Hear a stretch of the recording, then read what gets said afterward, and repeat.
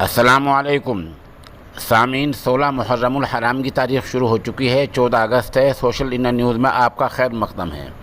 خبر کا عنوان ہے دہلی کے جامعہ نگر علاقے میں 40 سالہ واصف کا دن میں ہی قتل۔ یہ دہلی میں آج بڑا حادثہ ہوا ہے۔ حادثہ لگ بھگ 5 بجے کا بتایا جا رہا ہے۔ واصف نام کا یہ نوجوان اپنے گھر کے باہر یعنی جامعہ دہلی کے جامعہ نگر کے نور نگر علاقے میں گھر کے باہر جا رہا تھا کہ اس کو نامعلوم بدماشوں نے 2-3 گولیاں ماری۔ گولیاں لگتے ہی واصف وہیں گر پڑا اور اسی وقت اس کی موت ہو گئی۔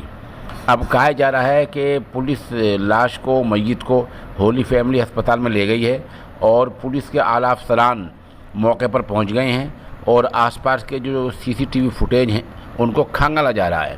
سوال یہ ہے کہ 15 اگست جیسے موقع پر جب پورا ملک یوم آزادی منانے کی اور جشن کی تیاری کر رہا ہے، یہ دہلی میں ہو کیا رہا ہے؟ اور لوگ اس طرح ہتھیار لے کر بدماش لوگ کس طرح گھس جاتے ہیں؟ ان کی تلاشی کیوں نہیں لی جاتی اور ان پر نگاہ کیوں نہیں رکھی جاتی ہے؟